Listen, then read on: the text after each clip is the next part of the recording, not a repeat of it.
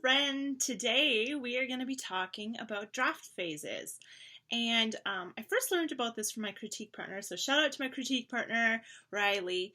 And I just thought it was so cool, so I wanted to share it with you guys. And this is a 10 draft stage, so let's jump in. First of all, you have draft 0.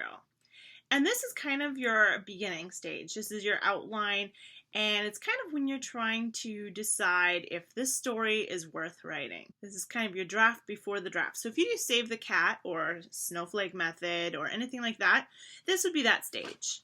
Then there's draft 1.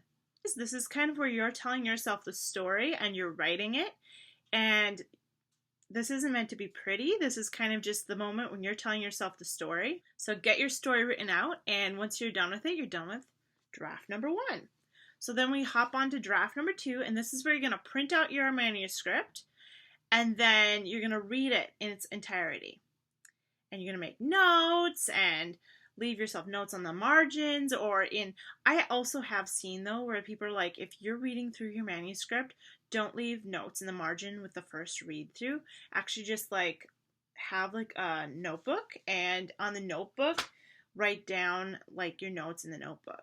When you're doing this draft phase, do not edit. Don't edit. If you have an idea for the story, yes, you can write that down, but no editing. This is just to make sure that you see the whole story there. So you're just going to wait until you finish this draft phase until you start your edits, because you want to make sure you get through the whole book to see, how the beginning, the middle, the end, all of it works together, and then you'll be able to edit from your draft notes that you made after this read through. Draft 3. This is kind of where you're going to fill in your gaps and everything with the story.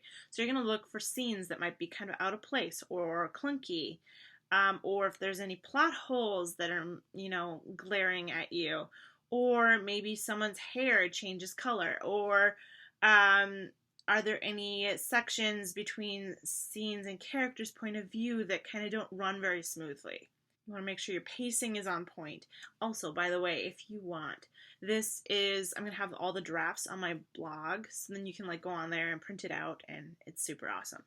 Draft 4 is Do I Know You? It's kind of like your character. You're going to go and review all your characters and kind of analyze their entire thought process. This draft phase might take a little while, just because you're going to dig into your characters and really get to know them.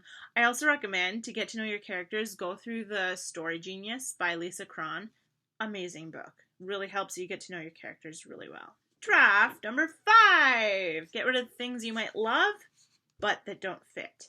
So, with this, it's kind of challenging, because this is where you're going to look at all of the different things in your book, like your characters, your scenes, all the details. You're going to look at them underneath a magnifying glass and make sure that they all belong in the story. Or, this is also where I've seen people come at it where they have 2 characters that are quite similar that they could just turn into one character.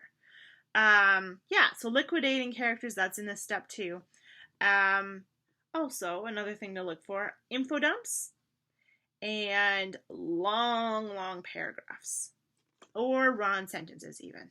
But we're not editing grammar yet, but if you notice it, that's something also. Then we have draft number 6. This is going to be your sentence draft. So this is going to be kind of where you go through each of your sentences, your paragraphs, pay attention to how you have it worded. Do you have duplicates of certain words in your paragraphs or in your sentences? Do you have areas where you could cut your sentences down so that they're not so clunky? So here you want to make sure that you pay attention to the sentence structure, your tense, your voice, and also your language. Be sure to check out filter words.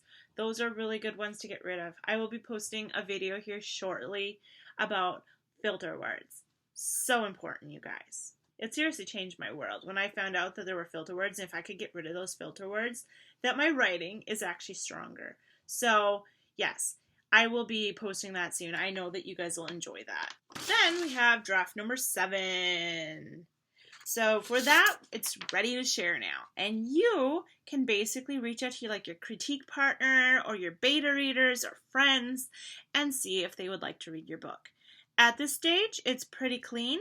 and you've gone through it a few times. So now you can share your work with the world. Well, not the whole world, but at least with some people, right? It's super exciting. Then we have draft number 8.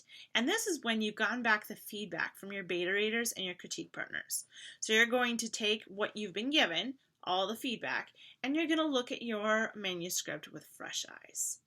And you're going to go over it and make changes. Draft number 9. This one is fun because it's kind of like the last kind of like dusting that makes it just look so much prettier. You're going to go through your manuscript with that fine-tooth comb. Look for small problems like capitalization, periods, commas in wrong spots. Did you use the correct word? I mean, there's different words that sound the same but are spelled differently. Like, of course, two, and two. Two, and two. And then there's there, and there. So this is a good time to check those and make sure that you have all those correct. Then we've come to draft number 10. Super exciting because that means we're pretty much done. So with that, you're going to do a reread. And now you're going to do one last reread and you're going to go over it, fix any last minute things that you have. Are you excited now? Yay! You're done with it. So this is where you would end up kind of deciding if you want to do indie publishing or if you want to do trad publishing and figuring out if you need to do query letter or not.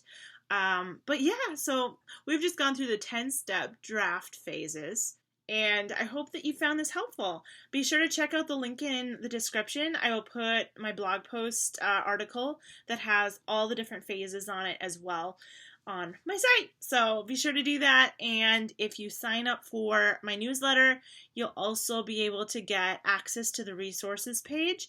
And on there, you'll be able to print out a really cool looking graphic that has all the drafts on it, where you can kind of do like a little check mark with each one so that you know where you're at in your manuscript.